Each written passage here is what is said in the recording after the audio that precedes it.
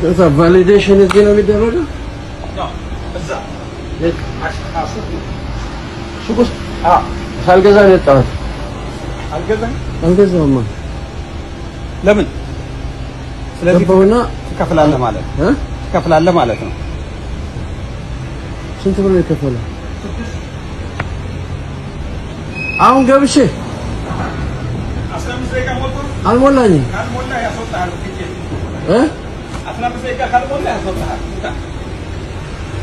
ሰላም ጤና ይስጥልን ተመልካቾቻችን። የቀድሞ የኢትዮጵያ የውጭ ጉዳይ ሚኒስትር የአማራ ክልል ፕሬዝዳንት የጠቅላይ ሚኒስትሩ የደህንነት ጉዳዮች አማካሪ በተለያዩ የኃላፊነት ቦታዎች የሰሩ ከህዳሴ ግድብ ጋር በተያያዘ የኢትዮጵያ መልእክተኛ ሆነው በተለያዩ ድርድሮች ላይ የተሳተፉት ዶክተር ገዱ አንዳርጋቸው ሰሞኑን በማህበራዊ ሚዲያ እንደዚሁም በተለያዩ መድረኮች ላይ ስማቸው እየተነሳ ይገኛል። አንድ የብልጽግና ደጋፊ የሆነ እዚህ ዋሽንግተን ዲሲና አካባቢ የሚኖር ግለሰብ ዶክተር ገዱ አንዳርጋቸው የፓርኪንግ ስራ ይሰራሉ በማለት ያሉበትን ሁኔታ በቪዲዮ ቀርጾ ያቀረበበት መልእክት መነጋገሪያ ሆኖ ሰንብቷል። ዶክተር ገዱ አንዳርጋቸው ካሉበት ከፍተኛ የኃላፊነት ደረጃ አንጻር እዚህ አሜሪካ አገር በመምጣት በስደተኝነት የፓርኪንግ ስራ መስራታቸውን የብልጽግና ደጋፊዎች በማጣጣል የገለጹበት ሁኔታ ከፍተኛ መነጋገሪያ ሆኖ ነው ያለፉትን 2 ቀናት የቆየው። የብልጽግና ደጋፊዎች የዶክተር ገዱ አንዳርጋቸው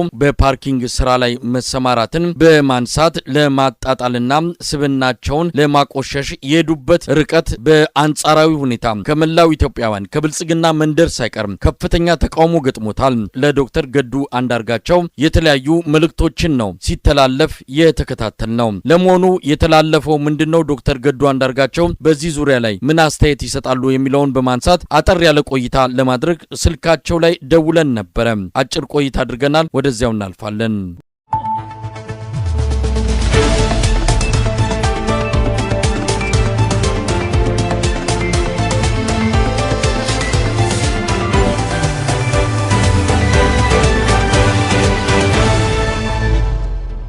በጣም አመሰግናለሁ ዶክተር ገዱ አንዳርጋቸው የቀድሞ የኢትዮጵያ የውጭ ጉዳይ ሚኒስትር እንደዚሁም የአማራ ክልል ፕሬዝዳንት አሁን በስደት ነው የሚገኙት። ሰሞኑን ከእርሶ ጋር በተያያዘ አንድ መረጃ በሰፊው ወጥቷል። ከቪዲዮ ጋር ተያይዞ ነው እርሶ በዚህ በአሜሪካ እያደረጉ ያሉትን በቪዲዮ ቀርጾ ለተለያዩ መድረኮች ያበቃ አንድ ግለሰብ ነው። ያንን ተከትሎ ሰፊ መነጋገሪያ ሆኗል። አቶ ገዱ አንዳርጋቸው ምንድነው የሰማነው? ምንድነው በእርሶ በኩል ለዚህ ጉዳይ የሚሰጡት አስተያየት? መሳይ በጣም አመሰግናለሁ። ይህንን ጉዳይ በተመለከተ ብዙ ማለት አልፈልግም። ነገር ግን እኔ እዚህ ሀገር ከመጣሁኝ ዞሮ የዚህ ሀገር ኑሮ የሚፈልገውን ለዚህ ሀገር ለመኖር መስራት አለብህ። እኔም እንደዛ ነው እያደረግኩ ያለሁት። እንግዲህ ሰዎቹ ይህንን ያቀረጹ ሰዎች ምን ፈልገው እንደሆነ በእውነቱ አላወቅኩም። ነገር ግን እኔ በዚህ አጋጣሚ መግለጽ የምፈልገው ምንድን ነው፣ እኔ አንድ ግለሰብ ነኝ።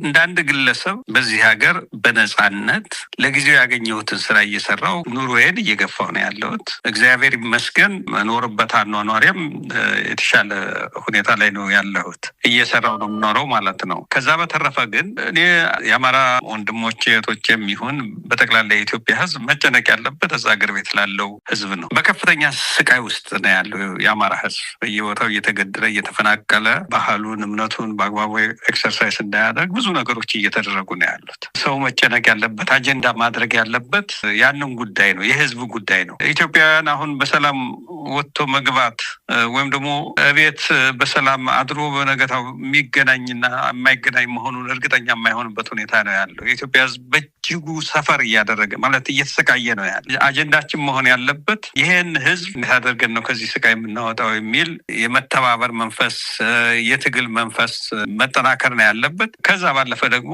በእውነቱ ለመናገር አሁን ትግል እያደረጉ ያሉ ወገኖች አሉ። እነዚህ ትግል እያደረጉ ያሉትን ወገኖች መደገፍ እና ለውጤት በቅተው እኛም ደግሞ ወደ ሀገራችን በሰላም የምንመለስበትን ሁኔታ እንዲፈጠር ማድረግ ነው ትልቅ ትኩረት ሊሰጠው የሚገባ የሚል እምነት ነው ያለኝ። የኔ ይህን ያህል በእውነቱ ለመናገር ህዝቡ ያለውን አክብሮት የተናገረው እያንዳንዱ ሰው ለአሁን ብቻ ሳይሆን በህይወቴ ውስጥ ትልቅ አክብሮት ለህዝቡ ነበረኝ። አሁንም ይህ አክብሮቴ የበለጠ እንዲያድግ የበለጠ አክብሮት እንዲኖረኝ አድርጓል። ከዛ በተረፈ ግን ያላቸውን አስተያየት መልእክት ለሰጡ ፖዚቲቭ የሆነ ገንቢ የሆነ አስተያየት ለሰጡ ወገኖቻችን ሁሉ ከልብ የመነጫ ምስጋና አቀርባለሁ። ዶክተር ገዱ አንዳርጋቸው የውጭ ጉዳይ ሚኒስትር ነበሩ። የአማራ ክልል ፕሬዝዳንት፣ የአብይ አህመድ የደህንነት አማካሪ። ከግል ጥቅም አንጻር ከብዙ ነገሮች አንጻር ስንመለከተው አሁን ካሉት የብልጽግና እታች ያሉት አመራሮች